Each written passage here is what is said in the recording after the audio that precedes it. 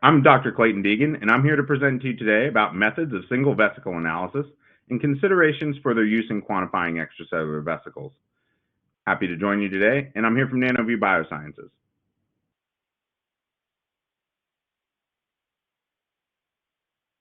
We'll have a quick overview of the presentation. In this presentation, we're going to review several common single nanoparticle analysis techniques. So some of these can be applied to any type of nanoparticle, but we'll more specifically consider their role in extracellular vesicle or EV analysis. We'll then visit some example data of how these different techniques can be used when dealing with characterizing an unknown EV sample and some of the things you want to think about when choosing which one to use for a particular problem. I'm here today having done my thesis research at Ohio State in Dr. Jeff Chalmers' lab.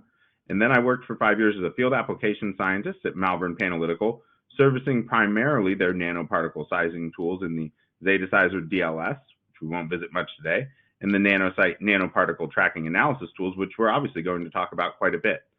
And for the past 3 years, I've been at NanoView Biosciences, where we market the ExoView products, which are a interferometric microscope with fluorescence capabilities, which we'll also visit today.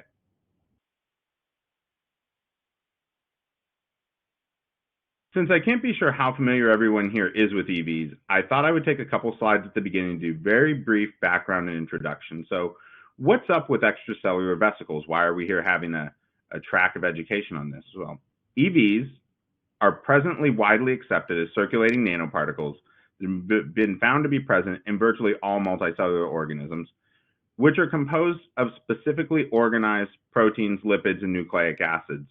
And these contents are very much under investigation right now, and identifying those contents and their biological roles has implications in both diagnostics, therapeutics, and our general understanding of how our bodies function. So these contents and protein machineries allow EVs to influence the recipient cells, those that take them up, their phenotype, and they're under investigation for both diagnostic and therapeutic uses. So when we're talking about EVs, what is an extracellular vesicle? And at a basic level, by nomenclature, there's two primary subsets defining these vesicles that we will find outside the cell. Exosomes, those which form from an intraluminal vesicle called a multivesicular body, and those others, microvesicles, which bud directly from the plasma membrane, which are often more numerous than those of the endosomal origin.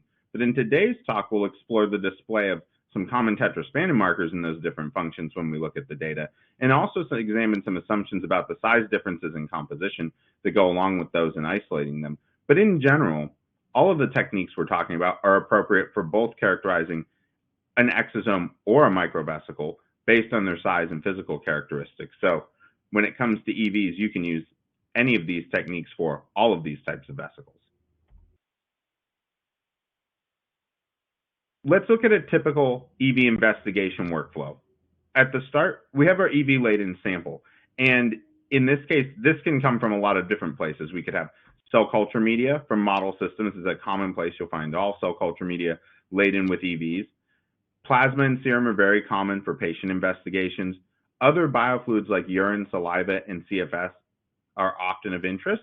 And right now, the first thing that most investigations require is the isolation of the EV fraction or a particle enrichment step, which common techniques here, this is not an exhaustive list, but ultracentrifugation or a differential ultracentrifugation is a classic technique for isolating EVs from a complex system. Very common today is size exclusion chromatography. Size exclusion chromatography is, in this mode, particularly good for removing free protein fractions from the EV fraction. So simple float over the column, your EVs come off first, and the protein stays behind and elutes separately. So a very common technical procedure for isolating EVs. And then the precipitation reagents, which are also common for bulk isolation. You add a reagent directly to the sample, and then a low speed spin, as opposed to the ultracentrifugation speed spin, allows the EVs to be pelleted at the bottom of the tube and collected. And then from there, there's two main workflows that go on for characterization. One is the particle size and concentration. How many, when we think of EVs as particles, how many do we have and what size range do they fall in? And I have some little images there of some of the tools we're going to look at, an NTA, a couple TRPS machines. And the EV and exosome marker detection. So this is often accomplished through a Western blot, a classical protein detection scheme. Flow cytometry, but not with cells, with EVs, which we're definitely going to talk about. Dot blots. Direct fluorescent staining is possible. You can observe the markers directly on the EVs. And the bulk measurement, I think one of the distinctions we'll see here is that there's not often a direct connection in every technique between those particles that are measured when we measure a particle or we count a particle and the assumption about whether they are in fact the EVs that we would like to measure or not. And when we look through some of this data, we're going to see how that comes into play. So we talked on a slide or two ago about exosomes and microvesicles, and I think it's important to think about, can microvesicles be separated from exosomes? Because things like cell culture media, plasma, serum, all of these biofluids are naturally laden with both, and they're very similar in size, as we'll find out. Ultracentrifugation in a dead-end form where we're doing the pelleting at the bottom of the tube, these are most likely to come down together, so they're not really going to be sharply separated by that. Density gradient, of course, if the particles have sufficiently different density, could obviously sort them. Size exclusion chromatography in setups which remove protein from the EVs, wherein we can think of the EVs as being eluted in almost a void fraction at the front of the column. When the protein stays behind in these setups, this is not likely to give resolution to the nanoparticle setup. And precipitation, no. Again, if you take the whole sample and precipitate it, it's likely all of these particles come out in one mixture. So differentiating them, analyzing them, that may or may not be of importance to your study, but it's important to consider that when we look at our results later, they're probably laden with both of these types of particles in many of these samples. So what type of surface markers could be used to differentiate them? When we think of exosomes versus microvesicles, the size of exosomes is certainly smaller, although we're going to find that these seeming MVs can be similar ranges, and the origin we discussed, that mechanism of formation, and right now, distinct surface markers for separating them aren't widely available, but for more information on the totality of EV characterization, you can always refer to MySev, the minimum information for the submission of extracellular vesicle information, which for publication style work lays out the expected characterization level depending on the research question that's being investigated. So if you have any questions, check out the MySev resources. They have a lot of information on exactly what information you should include based on the type of data you want to publish. And with this kind of background done, let's now get into more specifics about the techniques that we might commonly encounter for characterizing EVs. This is a larger slide, but this brings in right away the 5 techniques that we're going to discuss today. And this is going to focus on particle sizing and counting, but also some of these techniques will offer the opportunity for phenotyping. So in a way, we can cover a lot of physical characterization of how many particles, what size of the particles, and what type of signals are they carrying with a combination of these techniques. So from the top, nanoparticle tracking analysis, and we'll visit each of these for a more in-depth discussion on how they work, and then we'll see some example data. But NTA, probably one of the most common tools that you'll see used in the publications for characterizing EVs for size and count. The sample form that's required, a key consideration.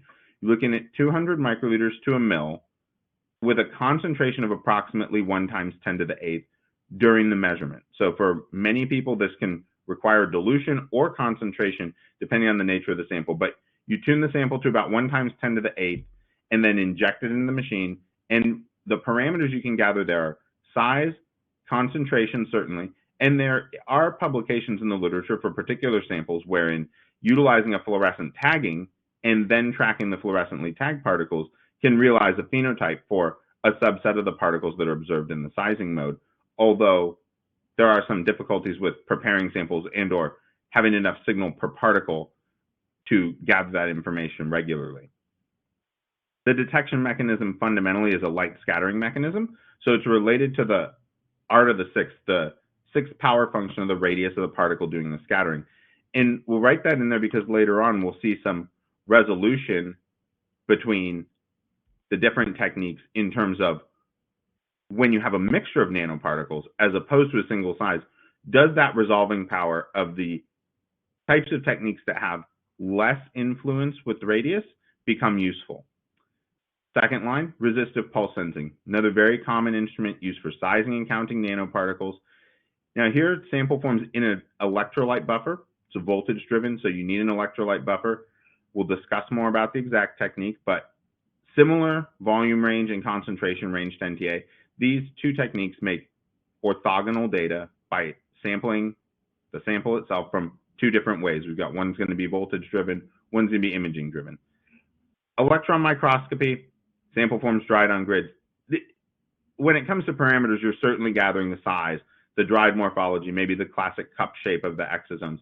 Phenotyping is sometimes reported using immunogold labeling, so it's a possibility, and obviously driven by electron density for the detection mechanism. We all know that. EM is still probably considered the gold standard for what is the edge-to-edge size of the EVs because you visualize them, and we'll visit that later. Flow cytometry is a common technique. There are many publications, and we'll discuss in a little more depth what some of the caveats are. Certainly as a tool, it's very useful. You can gather a lot of phenotyping information. You can certainly gather concentration of the particles the way you would do cells. When we talk about size, we put in range, and I think that's the biggest question when you're implementing a flow cytometry protocol in the context of an investigation is, how do you understand exactly what particles you're sensitive to on your system? And that's what we'll discuss regarding flow cytometry. This is, again, a light scattering R6 type function for detection. So different particles of different sizes are going to have a 6 power function for their detectability. And then fluorescence, obviously available. Phenotyping is a key part of flow cytometry. And then interferometric imaging is a newer technique where the sample is in its original form during the capture step, but it's diluted and captured on a immunofunctionalized chip and then dried. So the analysis is more like TEM for the sizing at the end, with the final analysis, and you get size, phenotype, and investigating concentration. It's a binding assay. There are ways to do something about the concentration. And then interference is actually an R3 power, so third power function of the radius. And that, again, we'll look at resolving power, peak-to-peak resolution when it comes to the difference between the R6 and the R3 function methods. And fluorescence is a big part of the interferometric imaging.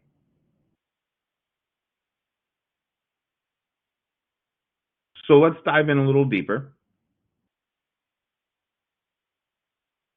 NTA, nanoparticle tracking analysis. We see this video down below. This is direct data. This is exactly what you can observe with your eyes when you're operating a nanoparticle tracking analysis tool. You can see the particles themselves. We can watch them move under Brownian motion. So the vibrational nature of their random walk there is the Brownian motion component. We're inducing a flow from the left. So you can clearly see the particles drift from the left to the right of the screen. That's on purpose, and all that does is increase the sampling during the measurement. So we have more particles composing the size distribution that we want to report.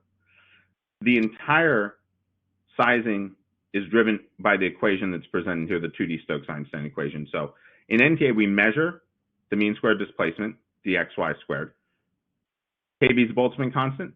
Temperature is either measured and entered or observed by the instrument. RH, hydrodynamic radius, that's the parameter we're going to extract from this. And we see the viscosity sitting at the end, the last thing we need to do. So we'll talk about that on the next page, but essentially you measure the mean squared displacement per particle, and you extract the RH information from this equation when you use an NTA system. So particles are observed vibrating, take a video, software determines the mean squared displacement, and out pops the data on the right, which is directly related to this sample. This video produced the data on the right. These are a liposome sample, so monodisperse, and we get a mean, mode, size distribution. So the mean's 93, the mode is 86. When we have a monodispersed distribution and use the NTA and count subtle differences in the peak shape like that, that's revealing for the real number distribution shape of this sample. And then D10, D50, D90 are number weighted number of particles below. And probably the most interesting parameter that can be extracted for any nanoparticle solution by NTA, the concentration. And that's driven by, when we watch the particles move, how many particles per frame are being interrogated, and then an assumption about the viewing volume. How big is the box that's been illuminated that we're looking in? So we use the laser source and camera to record the particles moving. The particle tracks determine the size distribution, and then the particle count is driven by that estimation of viewing volume, and it comes out as a nice distribution where the area under the curve represents the total particles, and you receive the concentration number with it. So what are the key considerations when thinking about using NTA to measure your sample? So one, the sizing accuracy is going to depend on buffer viscosity accuracy. So anytime you're using a non-water solution, you're going to want to account for the viscosity accurately, either with a calibration, so you can take a bead of known size, put it in the buffer, and observe the change in size to infer the actual viscosity of the buffer, or a measurement and a temperature-controlled environment. Maybe the biggest consideration for many investigations is that NTA is a nanoparticle sizing tool. The particles I just showed you were liposomes, so they actually are only composed of lipid and are monodispersed. When we have EVs, which are naturally heterogeneous, non-Gaussian distribution shapes and have a somewhat unknown lower size limit, NTA is sensitive to particles that aren't EVs. So you have to bear in mind your sample prep, possible contaminants, and running controls without the EV portion of the prep present to understand whether it's safe to look at every particle in your NTA measurement as a potential EV, or if it's likely that only a fraction of them are actually EVs. And when you're talking about sizing and resolution, gathering enough particle tracks for sufficient statistics is really important with NTA. Low track numbers will inherently give spiky distributions, and you can increase concentration, so dilute the sample less, or gather longer or more video measurements, and aim for about 500 valid tracks per 30-second video when you're using the syringe pump to get a really nice representative distribution. Next technique, TRPS. Fairly simple in principle and operationally. Resistive pulse sensing instruments are single nanoparticle sizing and counting tools which can be used for EV characterization. So again, they're sensitive to any type of nanoparticle that can induce a voltage change while it crosses the nanopore. And during a TRPS measurement, the sample is diluted to a similar range to NTA to prevent coincidence. And then as single particles cross the particular nanopore that's on the instrument, a change in the resistance across the pore is observed. And that is correlatable to the size of the particle based on the solution and particle properties. And this is another technique you're going to see commonly reported in the literature to report the size distribution and the counting of particles in an EV prep. The key considerations with TRPS are similar to NTA. Some points you want to keep in mind are the sizing sensitivity is pore size dependent. So if you have the pore for the 100 nanometer particles, you'll sense all of those which are above that, but none of those which are below.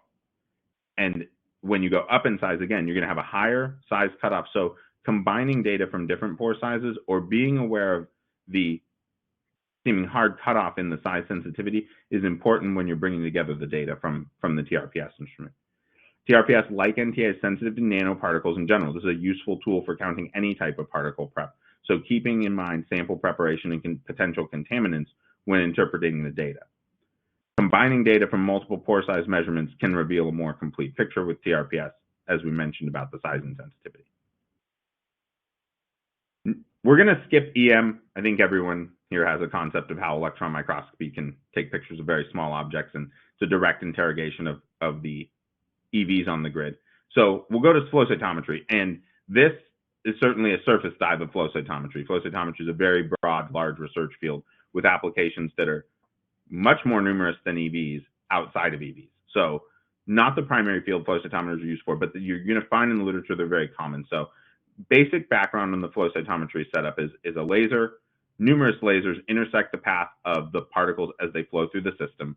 And when a particular sequence of signals is gathered, particularly in the forward and side scatter in scatter triggering cases, so the particle passes the laser and triggers above the desired level on the forward and side scatter or in the appropriate gate, then the fluorescent signals in the other channels will be gathered and assigned for that particle.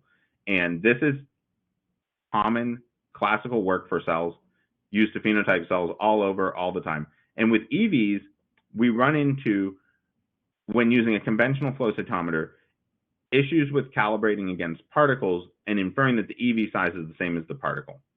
And that's the main topic that I want to touch on here is reporting the size from a calibration bead, and how there is good literature and help to go about that to help you use whatever flow cytometer you have available to you and understand what its detection capabilities really are for your sample, so that you're reporting confidently what the equivalent particle size you've measured is and what the equivalent fluorescence intensity you've measured is. So on the right, we see these two traces, and these are not particularly easy to read in a quick presentation like this, but these are taken from a publication by Edwin van der Poel, and these are the scattering intensity traces for different types of particles. And the big takeaway here is in A, where the lines intersect at the right angle. We're intersecting the lines of the polystyrene beads, the data for the polystyrene, so black dots over black lines. So that's a polystyrene calibration bead from 100, 200, 250, 500 nanometers up to 900 nanometers being run through the flow cytometer, and its direct scattering signal detected. And the theory and the polystyrene data fit really nice. And then in the red line, we can do the same with silica.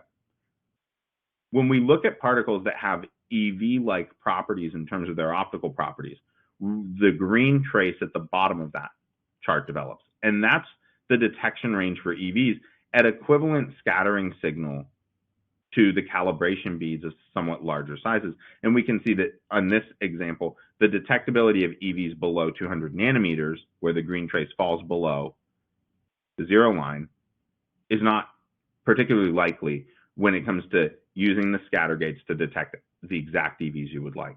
And this is captured in our considerations for flow cytometry. Mainly, the assay development for your particular samples is a critical part of any EV or not flow assay, and this is no different with EVs. So understanding what your assay has been developed to do and what it detects is absolutely key.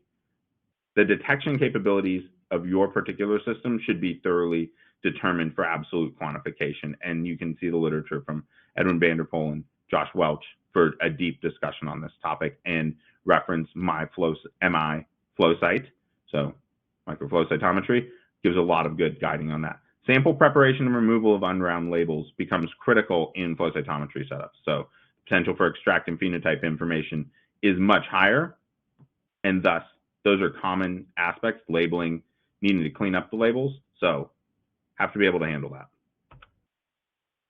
Interferometric imaging, our last technique for the deep dive here, is an immunoassay. So the little chip in the bottom right where we see the single 18 number chip, that's a full-size chip, and in the cartoon image, spotted in the middle of that is this array of tetraspanning captures. So right off the bat, we see interferometric imaging is a positive selection technique. So you can only measure the particles which you pull down. Anti-tetraspanning antibodies are arrayed on the chip. The chip's incubated with EV containing sample to allow mobilization on the chip. And after EV capture, we incubate a cocktail of antibodies, CD81, 63, and 9, for example, with different fluorescent conjugates on top of the now captured EVs after washing away the free ones. Then we wash away the free label, and then chip is dried. And 3-color sequential imaging has very strong single binding event sensitivity, revealing a lot of the small EVs captured on the chip, and also is able to size in a label-free mode. So gathering phenotype information, a big part of the interferometric imaging, and also provides size through single particle interferometric reflectance imaging. And in the setup we see implemented for EVs, this is reports in the range of 50 to 200 nanometers. And in brief, the chip structure allows for the light to be passed through the sample into the middle of the chip and returned up to the sensor. And when particles are sitting on top of the chip surface that weren't present before, they leave behind a contrast signal. And in this range, we use the contrast that develops to measure the particle size. So direct imaging, something closer to EM. We'll see in a couple slides how that comes together. So how does one measure an EV? You know, we've seen these different techniques. It seems like a lot of them measure size and concentration. And so basically, nanoparticle tracking analysis, simple, common, widely reported in the literature, provides a measurement of size and concentration. Specificity is protocol dependent, whether you're seeing all EVs or not. sensitive to non-EV particles, and a somewhat variable lower limit of detection. Got resistive pulse sensing, simple, common, widely reported in the literature, provides measurement of size and concentration. It also is sensitive to non-EV particles. The buffer can have an influence on the sizing, and sensitivity variations with pore size choice and clogging. EM, honestly, pros for EM are still probably considered the gold standard for what is the size of the particle. Relatively common to access at many institutions. Different system capabilities. It can be technically challenging to measure EVs using EM, and sample preparation is important. Pros for flow cytometry, again, common access. You'll find access to a flow cytometer. Robust literature dedicated to EVs. I touched on, we really made a surface level interaction here. And opportunity for EV phenotyping, so gathering that data on what's on the surface of EVs. The con is that the different equipments you might encounter can have very different sensitivities. Method development is a very important part of the flow cytometry investigation, and know-how is required. And interferometric imaging, or SP-IRIS, has high-resolution nanoparticle sizing and allows detection of other markers on single EVs, and combines size and phenotype with multi-marker resolution. Cons, positive selection, can characterize those particles which you capture, cannot characterize those which are not captured. Longer sample preparation time, getting it ready. So let's take a quick look at some data and see how this different information comes together. Right off the bat, NTA and TRPS for sample size and count. Do you need one, both, different? These two techniques are fundamentally very similar, but make for good orthogonal measurements of total particle count. So if you're developing something where you must know the particle count, using both is probably a good idea. And I've shown some data on the right where CSF-derived EVs are tested on both systems, and overall, sometimes NTA is higher, sometimes TRPS higher. The authors conclude that both give a representative picture of the nanoparticle count and size in the range that they're sensitive to. So NTA versus TRPS. Here, let's visit some TEM and SP-IRIS sizing results. And there's a lot to this chart in this work from Dan Baczyrski's lab, but this is a really nice figure that provides a normalized comparison of the detected EV sizes. So absent the counting aspect, there's 4 columns here and some different types of samples. We see the 10K versus 100K EVs for the 2 different types of samples. And we want to point out there that the 10K versus 100K, regardless of what technique you used, doesn't really show a difference in the sample. So that calls back to the microvesicle exosome size difference. And then we see actually that the TEM and the SP-IRIS data are marked XOV here in the right column. When we look in the full overlay, we see the traces for the 2 different NTA instruments, the gold and black traces, are very similar and shifted to bigger sizes.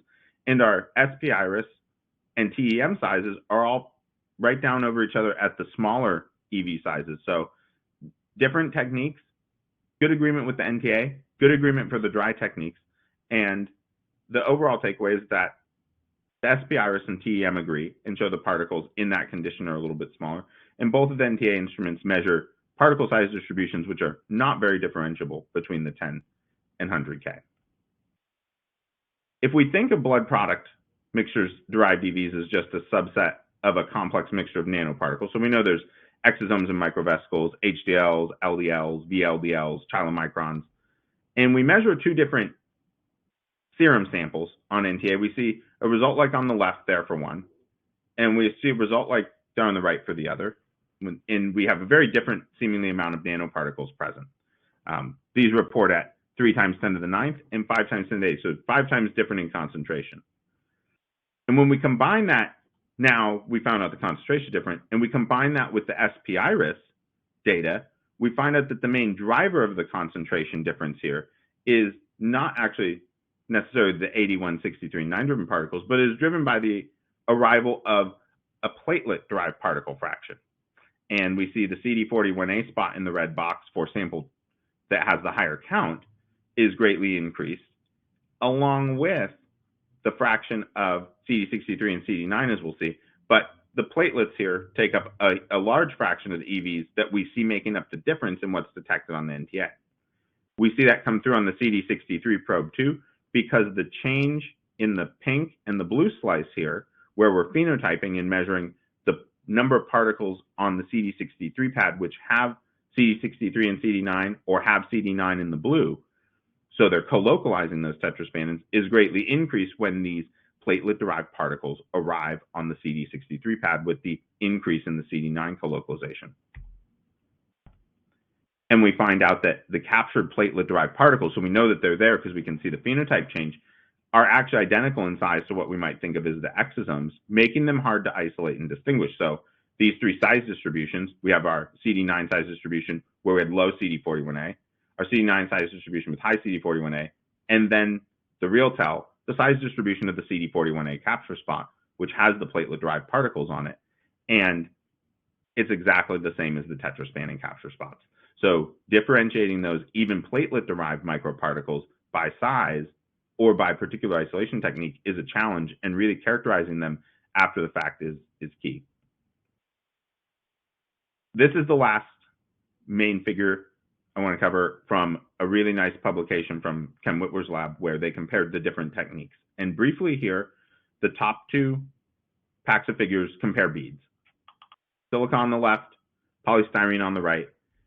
And we see that SP-Iris, the RPS system, and the NanoFlow system do a really nice job of realizing there are multiple bead populations present. So those are measuring the size distribution and counting. The NTA systems for both cases kind of blends this narrow peak into one, and that might not be unexpected for the resolution with NTA about 1 to 1.25. But the other three techniques do a really good job of resolving these particles. And for the SP-Iris and the RPS system, those are really helpful to have the R3rd power dependence on the difference in the size signal. Being able to size the different size beads is great, but when we go to size EVs, lower left of the four figures here, we actually find out they all look the same and they all trend to small sizes. RPS, the NanoFlow, the SP-Iris all agree that the EV size distribution is Poisson to the small sizes, and the NTA kind of takes a kind of approximates there, a little more sensitive to the bigger particles, so the shape's a bit different. And then when we can phenotype these, for those that can, so the NTA versus SP-Iris versus NanoFlow, these three techniques have the opportunity to phenotype. And we can use both the SP-Iris data, so upper left chart, and we have SP-Iris on top and SP-Iris on the bottom for two different sample types. And we see that the main difference is the top sample, H9, is high in CD81, finds the most in CD81, most response on CD81. And then the bottom sample is clearly negative in CD81, it doesn't bind at all, and positive for CD63. So we've sized, counted, and can realize there the difference in the phenotype in a real way, something that's known about them. The other two techniques, so NTA actually does identify that the H9 EVs have a high percentage of CD81 labeling using the fluorescence. The NanoFlow here, where we've become very sensitive to the small particles, but it doesn't turn out in this case to be particularly sensitive to differentiating this tetraspannon signature between these, because all of the data points to a couple of % positive for most of those, where SP-Iris really realizes the difference, and the NTA in the case of the H9 clearly shows positive CD81 particles at a high percentage of the scatter total. So differences in sensitivity based on the fluorescence, but the key thing here is you have opportunities with all of these techniques to do phenotyping analysis and really go from just counting particles to identifying what those particles are. So in conclusion, we've reviewed several commonly used single EV analysis techniques, their mechanisms, sample requirements, and pros and cons. And when selecting which to apply to your research, remember to keep in mind the needs of your question. Is detecting specific EV markers the critical parameter of the study? Then you'll want to use a technique that really allows you to phenotype regularly. Is accurate determination of the total particle count a key part of defining what your product is? Then you'll want a robust solution for total particle counting. Identification and isolation of a subset of particles. If that's the critical parameter, counting the total might not be useful at all. So choosing techniques which will help reveal the valuable information your samples have to share will save you time and effort. And I hope that you've learned a little bit today, and ask any questions you have.